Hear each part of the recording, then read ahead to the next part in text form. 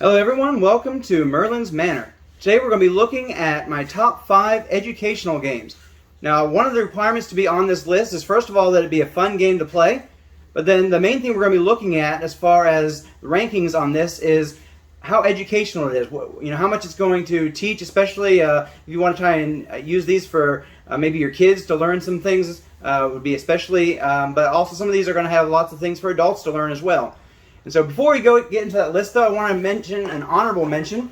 And for my honorable mention, I'm going to talk about Balderdash for just a minute. Now, one of my favorite categories in this game is words. And what you do in this game is basically you try to write down a definition of something that you've made up. It's an actual word that you're going to try and define. It's usually words that nobody's heard of. And so you try and make a word definition up for that word, or there's also other categories as well. But my favorite one, I think the most educational one, is that one about the words. And you've got this obscure word you're defining, and you try to get people to guess that. But then at the end, you find out what the actual definition of those words are. And so that's kind of cool that you're able to learn definitions for these obscure words. But that's my honorable mention. Now we're going to get into my number 5 game. And that is going to be actually Ticket to Ride. Now what makes this game an educational game is the map here that you are building your train tracks on. And here is a great opportunity to share, especially with younger people, all these different cities and where they are in the United States, and they can kind of learn a little bit of U.S. geography. Of course, if you have other of the all kinds of different maps they have out there, they have Europe and all different other types of places, you can kind of learn those areas as well. We also have the London version, which teaches you all around about the city of London. And so there's just different types of these things that you can use to learn geography. My number 4 game is Mariposas, and this teaches you about the migration of monarch butterflies. Mariposas, by the way, is the Spanish word for butterfly. And starting with the card backs here that they have, you can learn about the various stages of a butterfly, all the way from egg to caterpillar to chrysalis to being a butterfly. You're also able to learn or even teach your kids about the migration of the butterflies all the way from Mexico up to Canada, and then you're also trying to make it all the way back through 4 generations of butterflies to Mexico. And so you learn how they travel north, and then they travel south before the winter hits. And along the way, you are picking up the various food for the butterflies through these different flowers, and you have different places where you are able to hatch new butterflies along the way as you are going through the various generations of butterflies, because not all of them, they're not going to make the trip all the way up and back. You're going to have different generations of butterflies along the way. And there are 4 generations in this game. My number 3 game on this list is Parks. And Parks teaches you about our national parks. And I'm just going to show you a few of the cards here and what they do. So you're going to see here, you're going to have to pay various icons here to visit these parks. And these icons actually are tell you a little bit about the park itself. Like, for instance, here at Yellowstone National Park, you're going to see trees and you're going to have lots of sunshine. And so in the payment that you're making to be able to visit these parks, you're actually learning a little bit about the makeup of these parks. And here it says on here, it tells you in the small print down here that this is in Idaho, Montana, and Wyoming. And it also tells you a little bit about it. It says, at the world's first national park, see a volcano's hidden power rising up in hot springs, mud pots, and geysers. And so it tells you a little bit about each park. It tells you that it's established in 1872. And so you got a little bit of information on every park that you visit.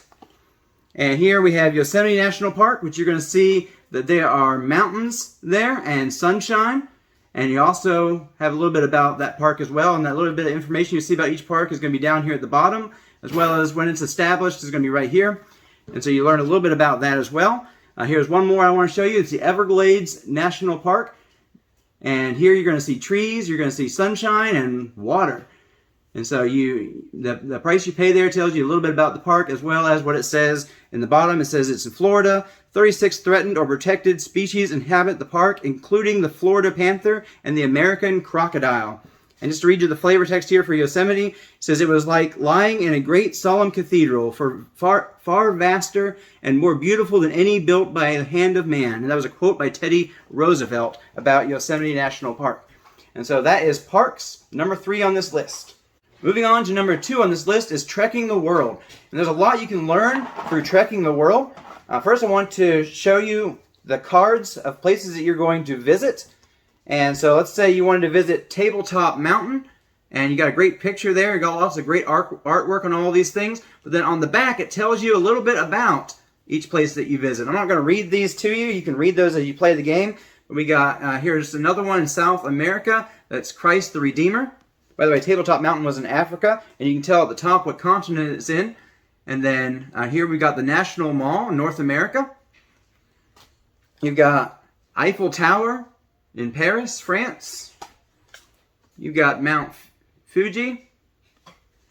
You got the Great Barrier Reef over in Australia. And of course, all of these have lots of information. You can read about them on the back of them. So it's really neat that you can read up about each place that you are visiting as you try to get points by visiting different places.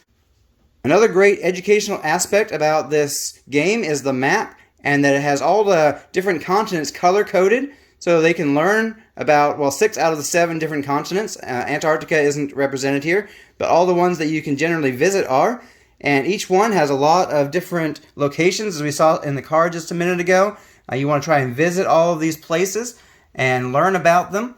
And so it's just great to be able to do all of that. And since one of the goals is to collect souvenirs from each continent, which is represented by cubes, you kind of learn a little bit more about how the continents are set up, and as you're trying to focus on that goal. And so this is great for teaching your kids different places, as well as everybody can learn a little bit about all these different locations. And now for my number 1 game on this list, it's Wingspan. And it's not just because this is one of my favorite games, it's also very educational. And you can learn, first of all, the map shows you about the different types of habitats that birds live in. Some of the birds are going to live in the grassland habitats here in the middle. Some are going to live in a forest habitat, and some are going to live in the water habitats. And each card is going to tell you which ones they live in. Let me just show you some of the cards here.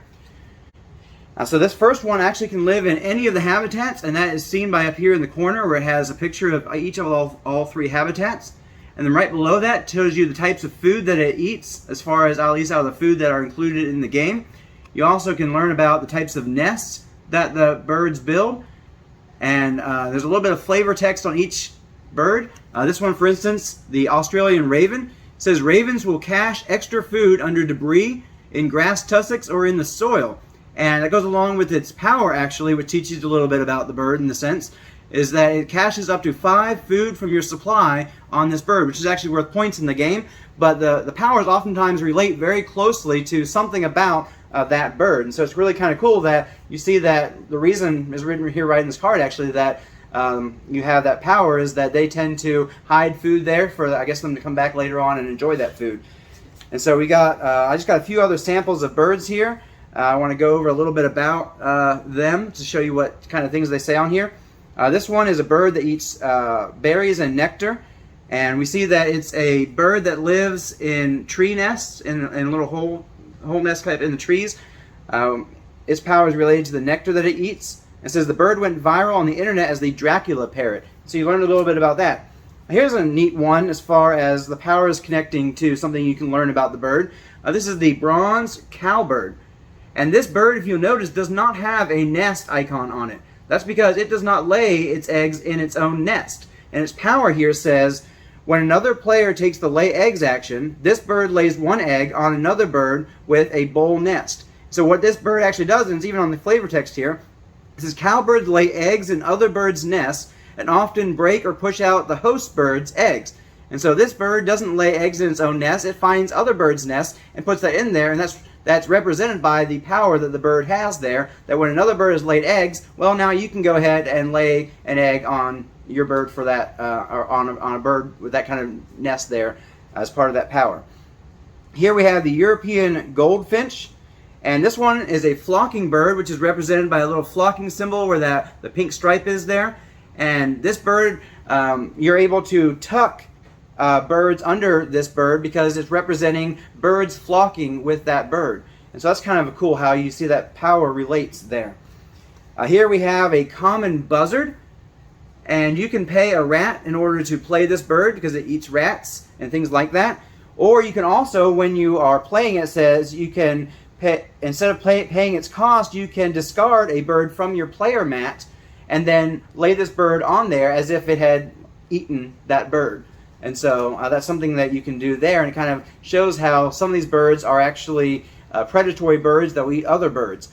Similar to that is the peregrine falcon.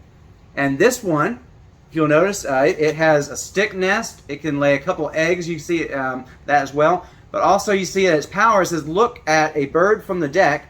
If it's under 100 centimeters, then you tuck it behind this bird, and if not, you discard it. And so when you're looking at that bird from the deck, you're seeing, is this a bird that this bird could actually eat?